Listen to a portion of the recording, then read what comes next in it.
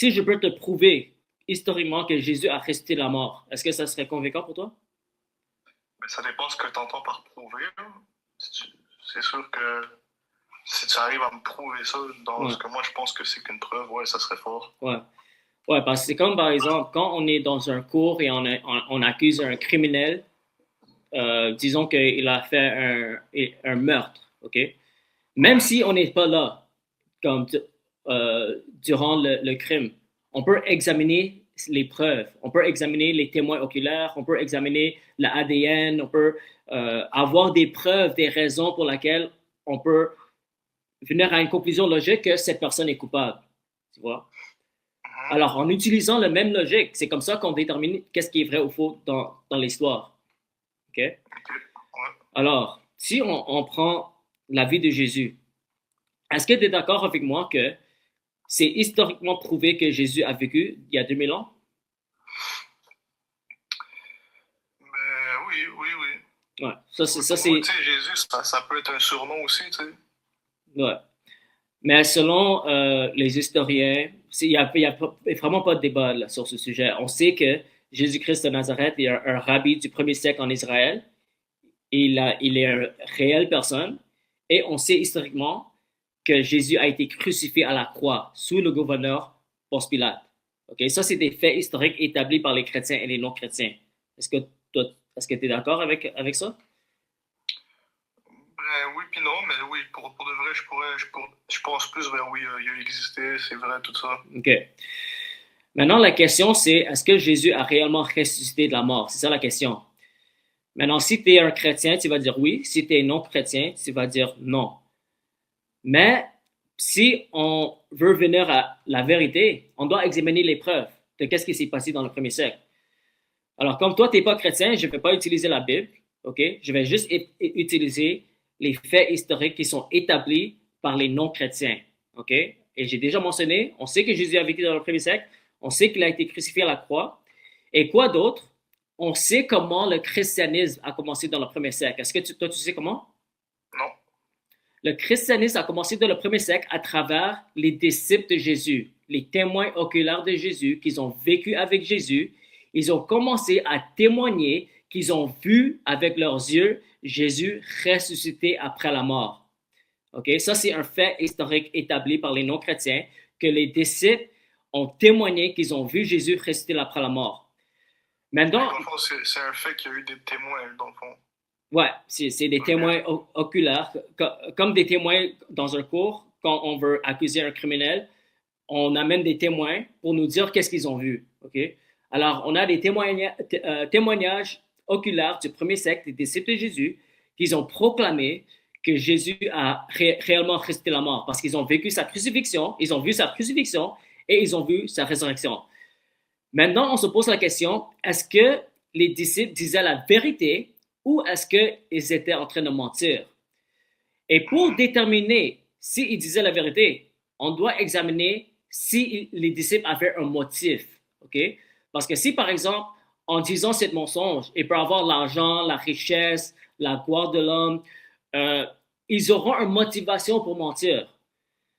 Mais quand on examine les faits historiques sur comment les disciples de Jésus ont vécu et comment ils sont morts, on sait historiquement qu'ils ont décidé de vivre dans la pauvreté, ils étaient persécutés euh, par les Romains et par les Juifs, et ils ont même été physiquement torturés, et la majorité des disciples de Jésus, ils sont morts pour leur proclamation de la résurrection de Jésus. OK?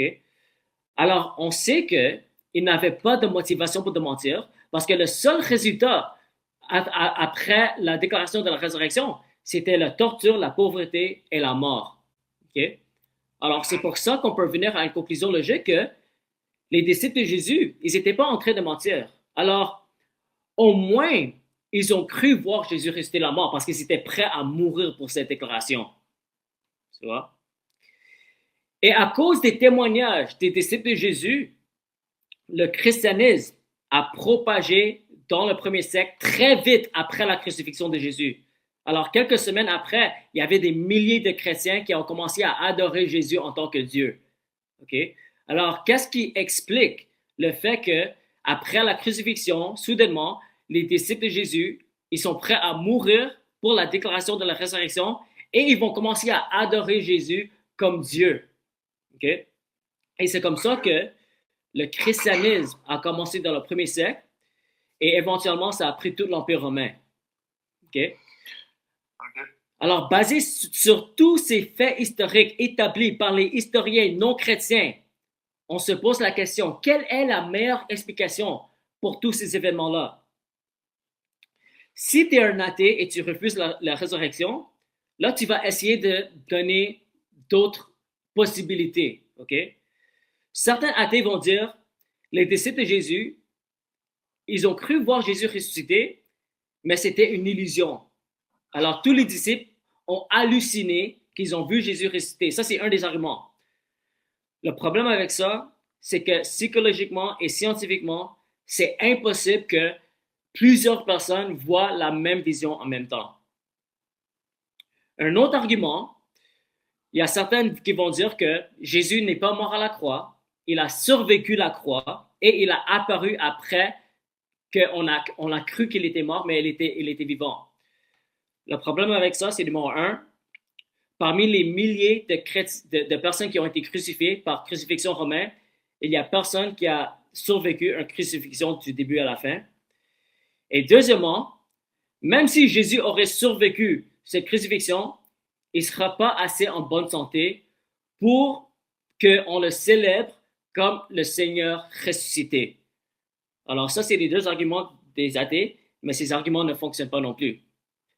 Alors, la meilleure explication, selon toutes les options, pour tous ces événements dans le premier siècle, c'est-à-dire pourquoi les disciples ont déclaré que Jésus a resté la mort, pourquoi ils étaient prêts à mourir pour cette déclaration, pourquoi on a commencé à adorer Jésus en tant que Dieu, comment le christianisme a commencé dans le premier siècle et a éventuellement pris tout l'Empire romain, pourquoi le tombeau de Jésus était vide, pourquoi on a commencé à faire des cérémonies chrétiennes et on a laissé la religion qu'on suivait pendant des milliers d'années pour commencer des nouvelles cérémonies, par exemple les baptêmes et les communions. Comment on explique tous ces événements-là? Je sais pas, mais on peut-tu rester sur ce que tu as dit avant par rapport aux compagnons de Jésus? Ouais. Je veux pas faire un homme de pain, mais si j'ai bien compris, tu as dit que vu qu'eux autres ils étaient prêts à mourir pour Jésus, ça veut dire que c'est vrai. Vu qu'apparemment, eux autres, ils étaient prêts à mourir pour défendre les paroles de Jésus. C'est ça que tu as dit? Oui, mais c'est important que tu comprends, c'est pas juste mourir pour quelque chose qu'ils croient, OK? Parce que certaines personnes vont dire, ouais, mais les terroristes, ils croient qu'ils vont avoir des vierges au ciel, alors ils vont se suicider parce qu'ils croient en quelque chose. Mais c'est quoi la différence? La différence, c'est que les disciples, ils étaient dans une position où ils pouvaient déterminer et prouver si la résurrection était vraie ou faux. Okay? Alors, si la résurrection était faux, les disciples seraient dans une position pour savoir que c'était faux, parce qu'ils étaient là, ils étaient des témoins oculaires, ils ont marché avec Jésus, ils ont mangé avec Jésus, ils ont vu la crucifixion. Okay? Alors, eux, ils auront la connaissance avec leur témoignage oculaire que si Jésus a réellement ressuscité la mort ou non. Okay? Alors, beaucoup de personnes peuvent mourir pour quelque chose qu'ils croient, comme les terroristes, par exemple. Mais personne va mourir pour un mensonge. Personne va mourir pour quelque chose qu'il sait est faux. Okay? Alors, dans l'histoire, on peut trouver plein de personnes qui sont mortes pour leur croyance. Mais il n'y a aucune personne dans l'histoire de l'humanité qu'on peut trouver qui va mourir pour quelque chose qu'il sait est faux. C'est ça la différence. OK, fait que dans le fond, là, on en vient à la conclusion que, OK, c'est vrai, tout ça, il a été crucifié, il a survécu, puis il est même resté en bonne santé après.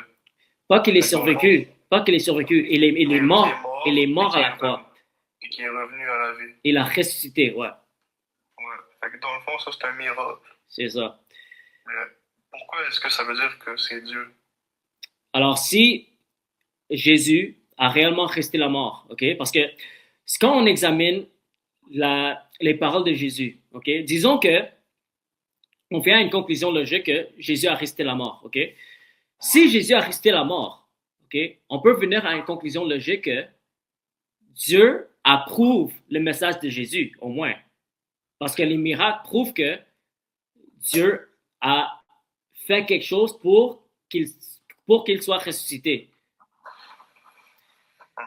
Et quand on examine les paroles de Jésus dans les manuscrits les plus anciens qu'on peut trouver dans le premier siècle, Jésus, il a prédit qu'il allait mourir et qu'il allait ressusciter.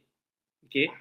Alors, ça veut dire que si Dieu approuve le message de Jésus, ça veut dire que tout ce que Jésus disait était la vérité.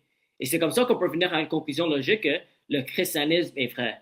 Parce que si la résurrection est vraie, c'est assez de preuves pour nous dire que le Dieu qui a ressuscité Jésus de la mort, il existe réellement et le message de Jésus est la vérité. Et c'est quoi le message de Jésus? Jésus a dit qu'il est le Fils de Dieu, c'est-à-dire qu'il est divin, il est égal avec Dieu. Il a dit que je vais sacrifier ma vie et pour vous pardonner de vos péchés. Il va prendre le jugement de Dieu qu'on mérite sur la croix et il va ressusciter pour vaincre la mort et pour prouver que tout ce qu'il disait était la vérité.